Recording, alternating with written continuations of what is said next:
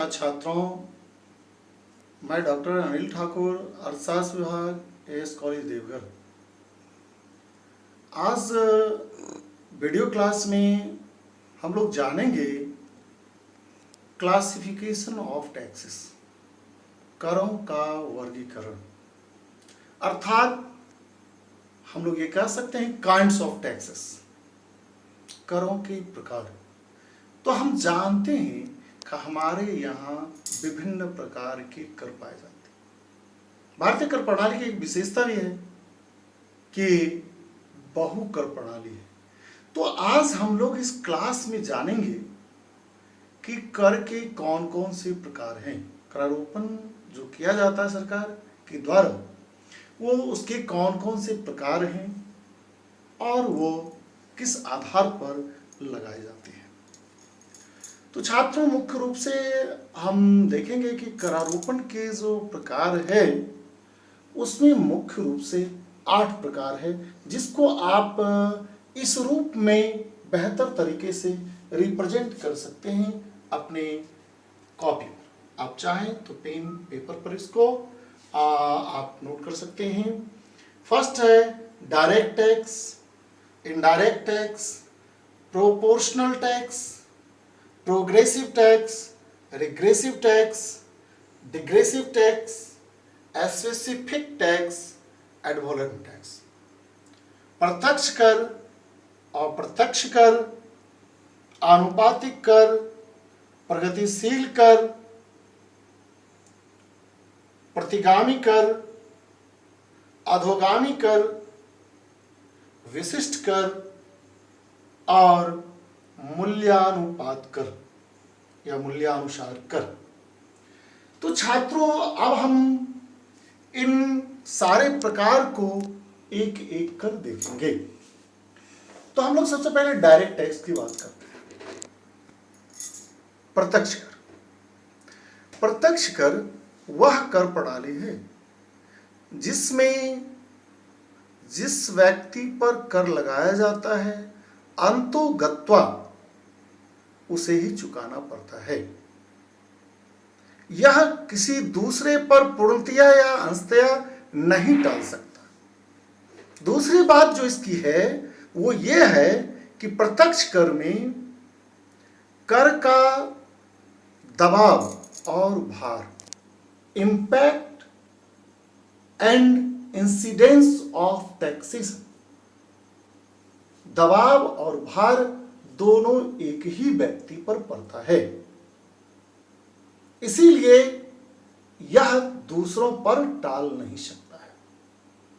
तो छात्रों, हम लोगों ने देखा प्रत्यक्ष कर वह कर प्रणाली है जिसमें जिस व्यक्ति पर कर लगाया जाता है वह उसे ही चुकाना पड़ता है, वो दूसरों पर टाल नहीं सकता है।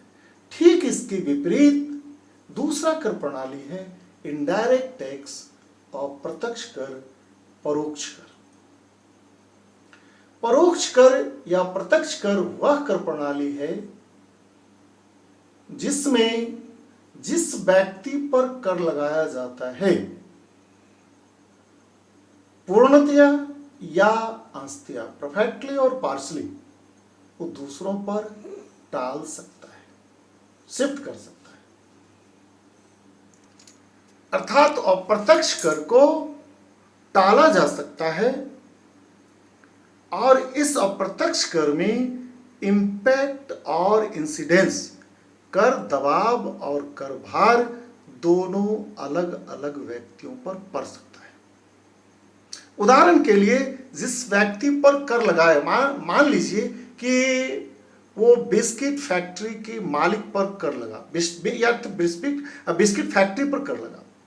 तो जब बिस्किट फैक्ट्री पर कर लगता है तो रिकॉर्ड में नाम बिस्किट फैक्ट्री का उस, जैसे अगर यूँ कहें कि रस्क पर या ब्रिटानिया पर टैक्स लग जाता है या मिल्क पर टैक्स लग जाता है, तो ब्रिटानिया पर अगर टैक्स लगता है तो सरकार के रिकॉर्ड में ब्रिटानिया का नाम रहता है।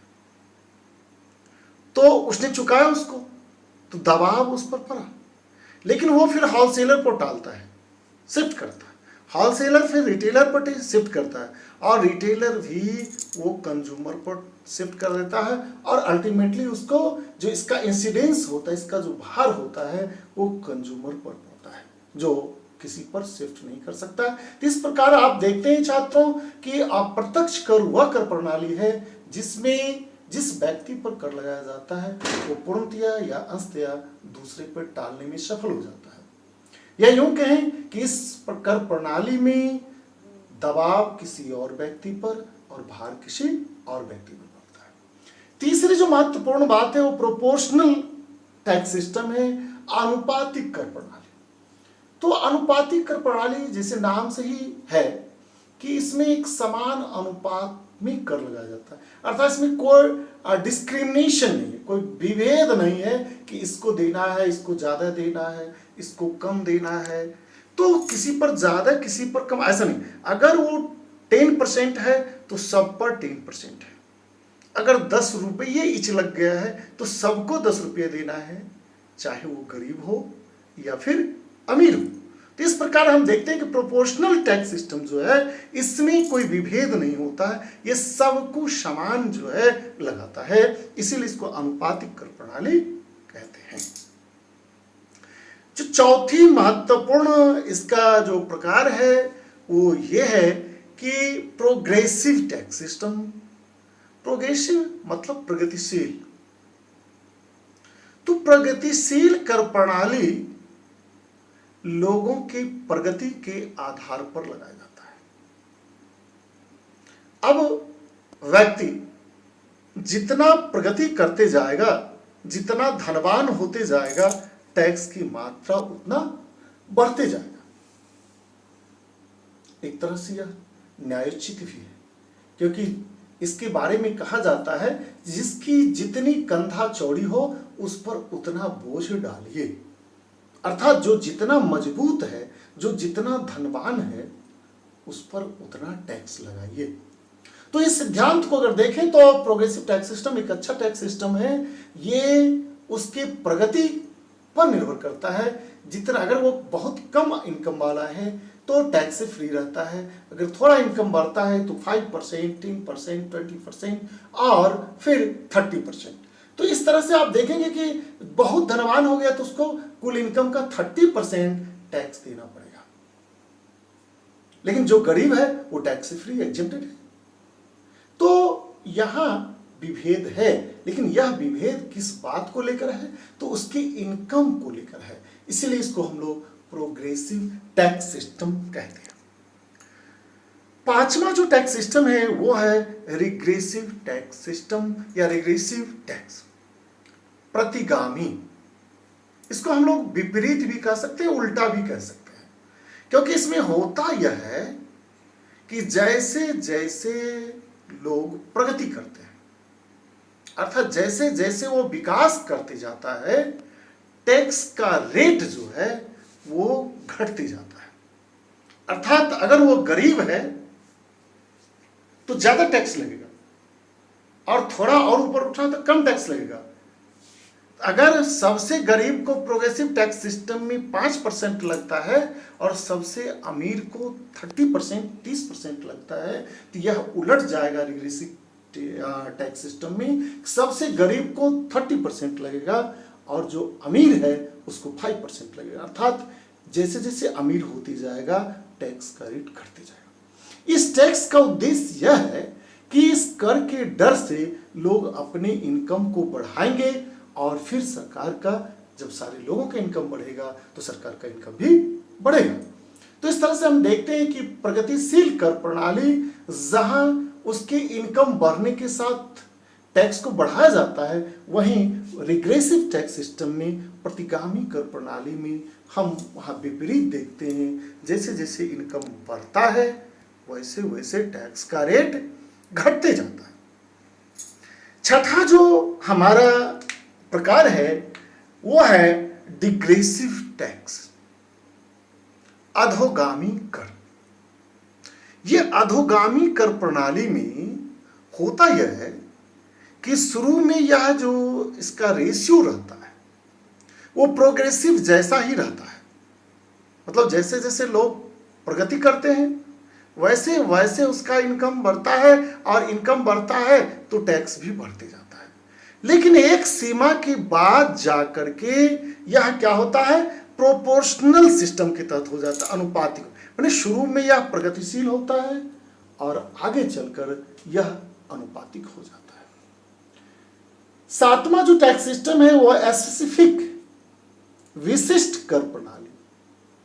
तो स्पेसिफिक टैक्स सिस्टम में हम पाते हैं कि यह वेट, साइज इत्यादि इत्यादि के आधार पर लगाया जाता है। अर्थात यह देखा जाता है इसमें कितना वजन है तो उसके वजन के हिसाब से, किलो क्विंटल इसके हिसाब से, साइज क्या है उसके हिसाब से।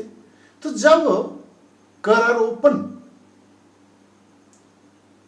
वजन और आकार के आधार पर, आकार के हिसाब से लगाया जाता है तो उसे हम स्पेसिफिक टैक्स सिस्टम, विशिष्ट कर प्रणाली कहते हैं। अर्थात विशिष्ट कर प्रणाली वह कर प्रणाली है जो वस्तुओं के वजन और उसके आकार के आधार पर निरूपित किया जाता है, लगाया जाता है। एड वैलोरम टैक्स सिस्टम आठवां है, इसको हम लोग कह सकते हैं मूल्यानुसार कर। अर्थात जिसकी जितनी कीमत होगी उस कीमत के आधार पर कर लगाया जाता है। तो हम कह सकते हैं कि जब